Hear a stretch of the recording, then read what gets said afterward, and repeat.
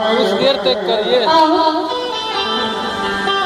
बाबू ज्योति दोनों को जोड़ के भगवान के चरण में पकड़ने भेजे। हे प्रभु भक्ता योग देखिए बाली अवस्था से नीच कुल जात अनुशासन पास धर्म में जन्म ले हो।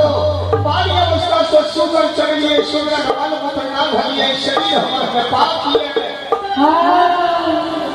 आये पापी शरीर से केना भगती करो बाबू ज्योति मेरा चौर में अपनी की